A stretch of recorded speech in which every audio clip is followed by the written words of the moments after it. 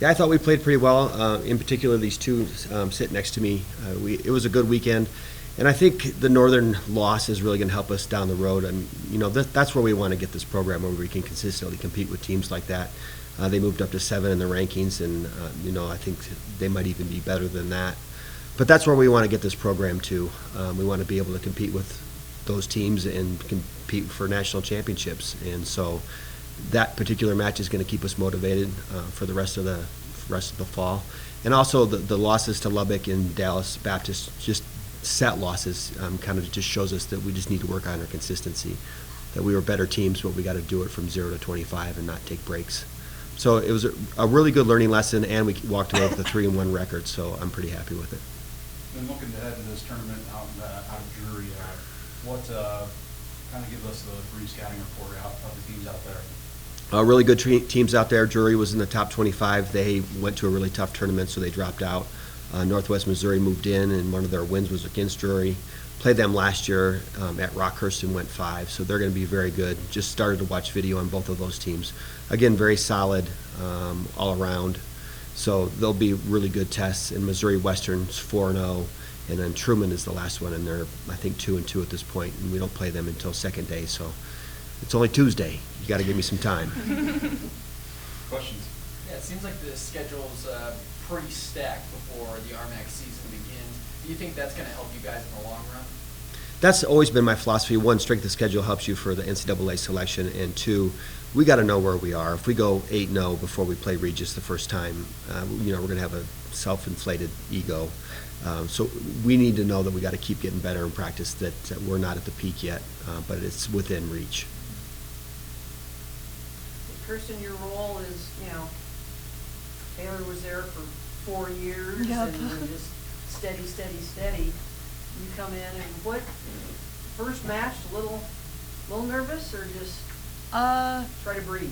Definitely was nervous, but I think it also is comforting knowing that I have such good teammates behind me who've been supporting me since I came here last year, and also knowing that I was able to learn from Taylor and be able to pick up on things that maybe she wasn't as strong on, or her strengths, so I was able to get a good balance and be able to compete. Watching a lot of the matches, it just looks like this is going to be a really good defensive team. Just kind of, the middle's going to be there. Yeah. But you've got to get them the ball. Is that kind of the?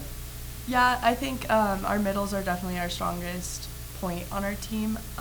So we definitely try to push the ball as much as possible to them.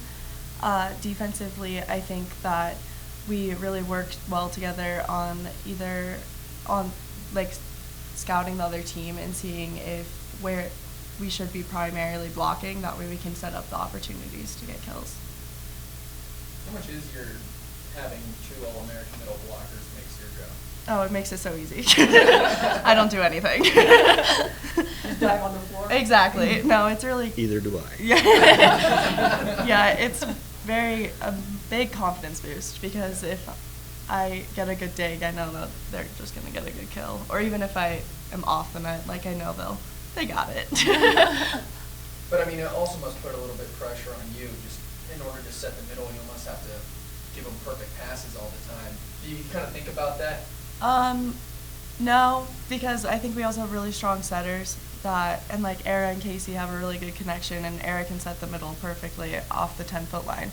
So for me, it's more just getting it to the 10-foot line and giving myself a big range. And I have faith in our pins too, so if we can't set the middle, I know the pins will get us out of system.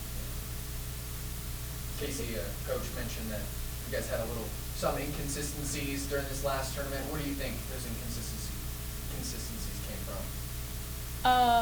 As far as just team play, where you guys can improve. Oh, okay. Yeah, I think the biggest thing is our energy and effort level kind of fluctuated a lot during the matches, and I think that, after we beat a team like 25-13, we're like, oh, okay, we can go easier this time, when we just need to keep the energy consistent and always bring our best selves to the court every single time, instead of letting up. And I think that's just ultimately what it taught us. Yeah. Having an All-American season last year, I mean, obviously it seems like you could maybe cash it in, okay, I've already done this well, it's gonna be even easier this year. What's the mindset going into this year for you? I think honestly it's gonna make it harder for me this year to do as well, just because now, with me and Camille, like other teams know who we are and they're gonna set up their defense kind of around us. But I think that also helps our team as well, because then that opens up the pins and our pin hitters will be able to get like opportunities that they may not have had last year. So I think it'll be a different season, but it'll be a good different. Yeah. Coach said last week, maybe he wants to give you maybe more balls and you don't have to be as efficient as you were last year, which was like off the charts efficient. But in looking at your first week stats, you and Camille were both still off the charts against some pretty good teams. So obviously gives you some confidence that you can still hit high percentages. Yeah, and I think it definitely helps like playing against each other. Like me and Camille are always playing against each other in practice, so we're always seeing that like high level block, and so we've gotten better at hitting around a big block and like preparing ourselves to be in like the same position that we will be in games. And I think that's what why our efficiency was still high like this weekend. Yeah. Nice little 1-2 punch you guys had going.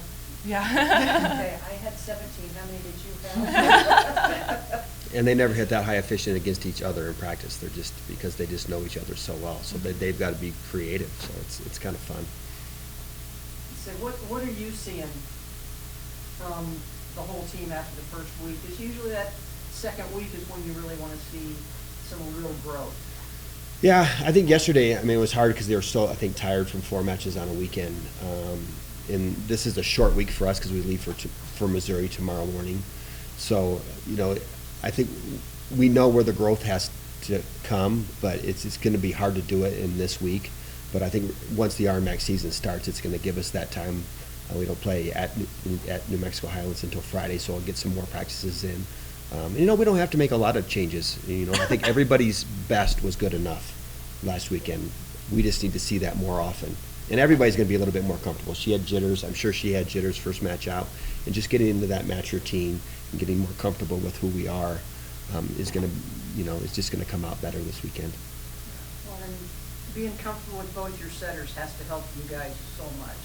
Now, there's no drop off. You know exactly what they're going to do. That second year, little easier to kind of get the offense going.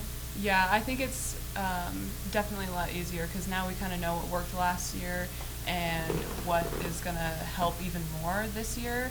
And we've talked more about doing like balls that are off the net and forcing them to the middles. Like that's kind of a new thing that we've been working on. And that way it keeps the other team on their toes so they don't just assume that it's going to be outside when the ball's off the net.